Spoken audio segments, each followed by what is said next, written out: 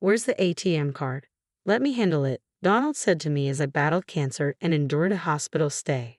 His triumphant smirk hinted at sinister intentions now that he possessed the ATM card.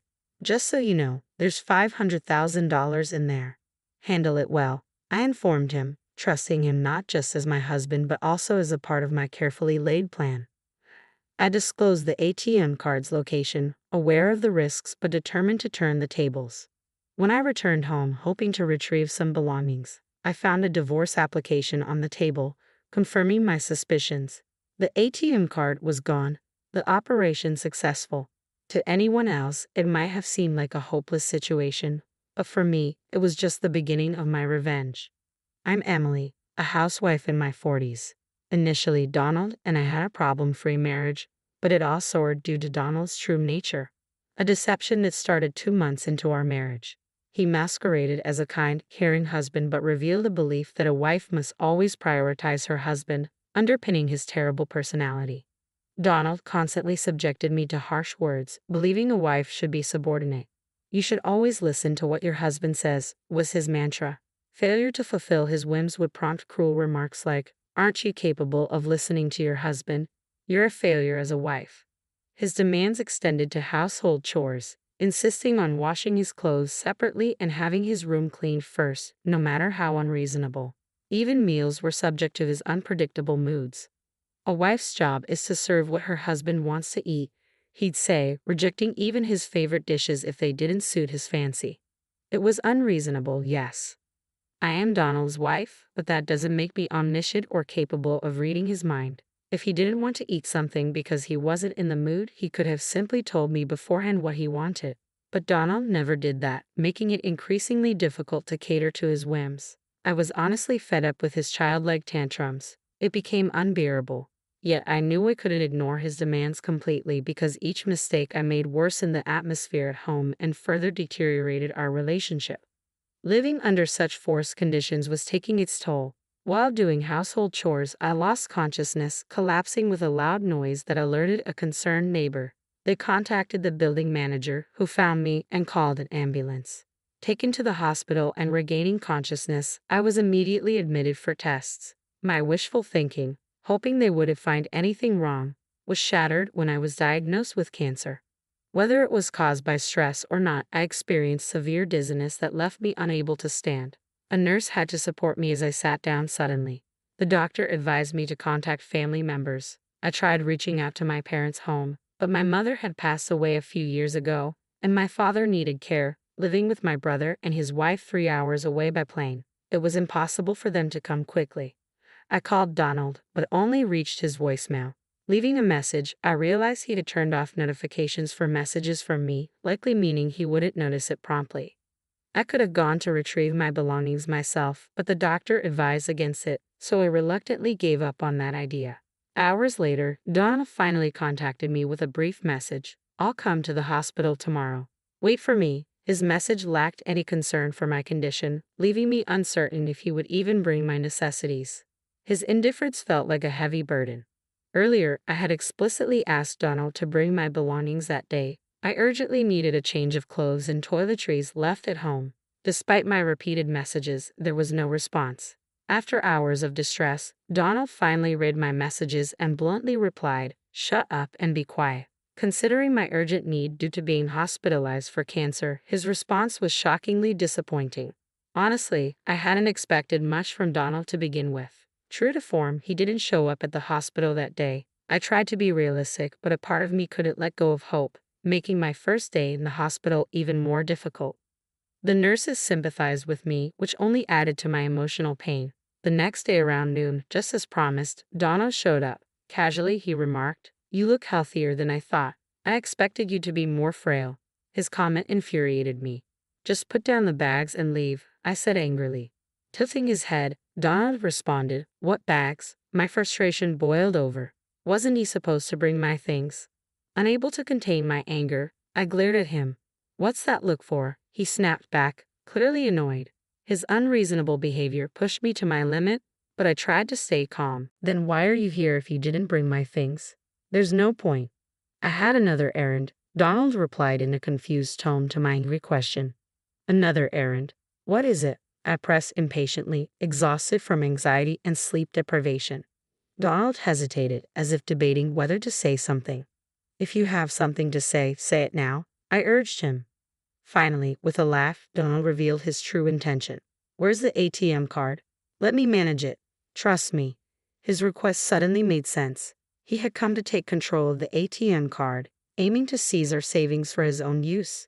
His self-centeredness, even in this situation, left me sighing deeply.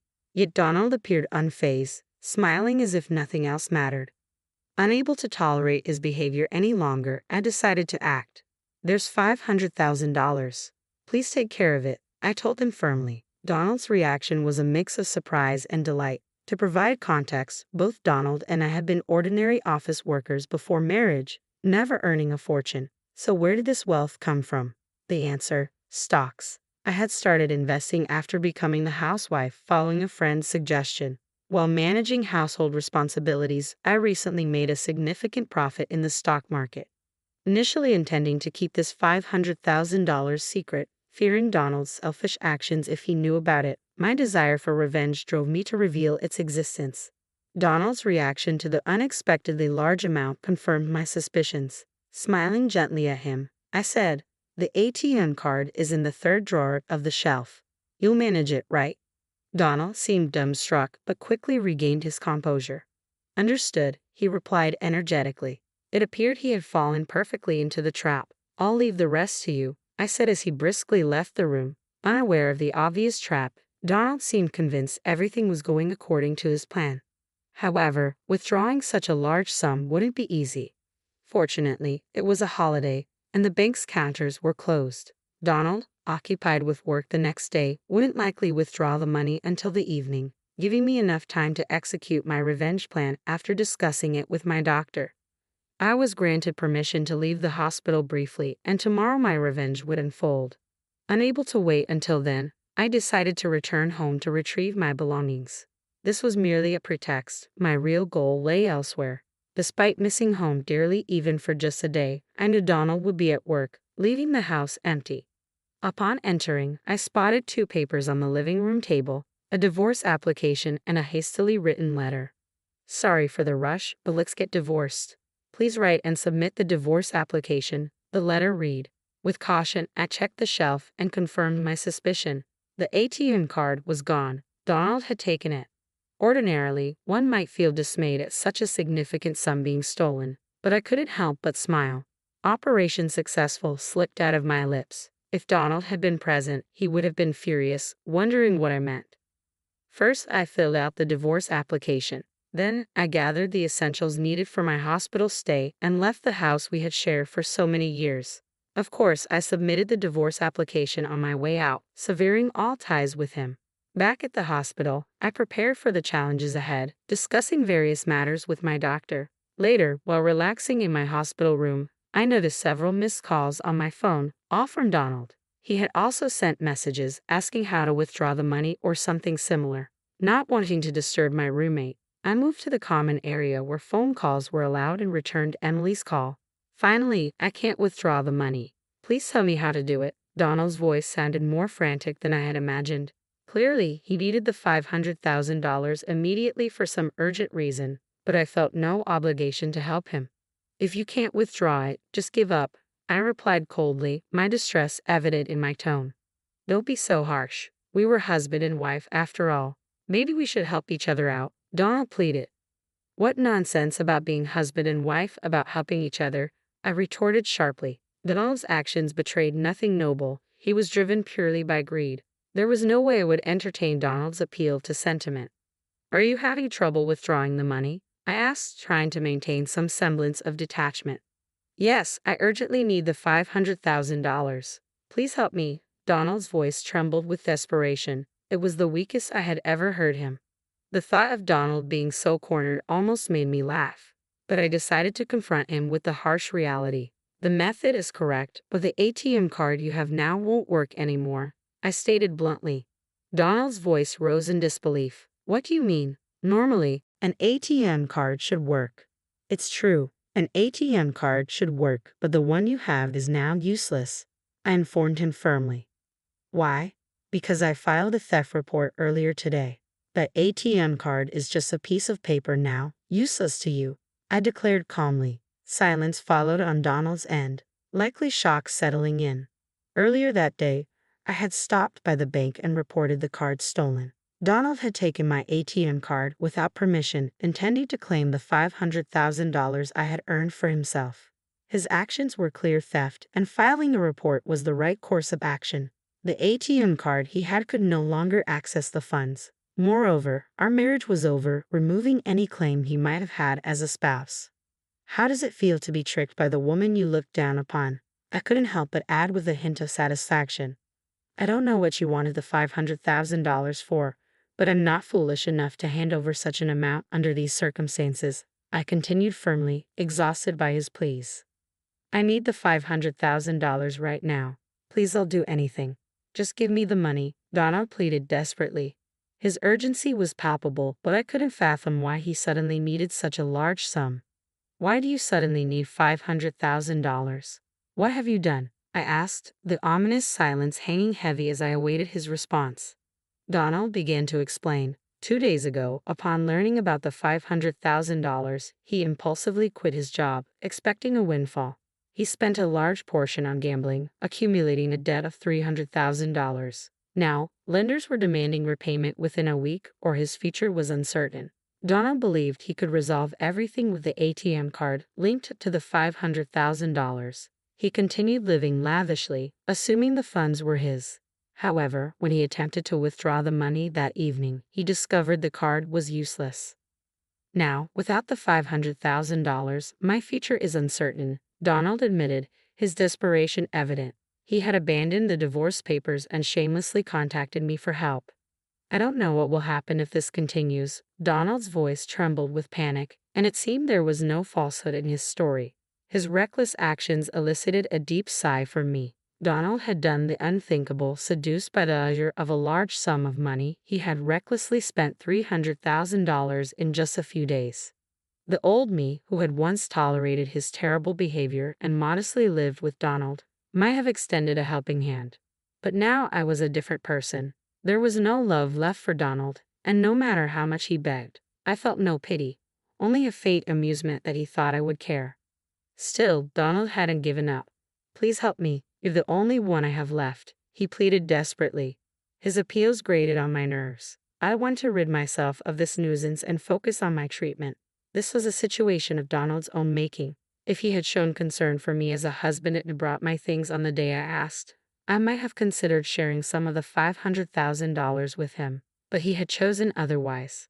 I'm sorry, but I have no intention of giving you the $500,000 or helping you.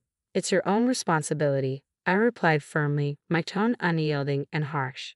After all this time of not behaving like a husband, it's cowardly to ask for help now just because we're technically still married. Don't be so cruel. We were married, after all. Our long relationship doesn't just disappear with a divorce paper. Donald tried to appeal to her past. What relationship? I retorted sharply. You've only leaned on me. You're making excuses to manipulate the situation in your favor. I refused to waste another minute on him. I will not give you the $500,000, no matter what you say. Donald's desperation escalated.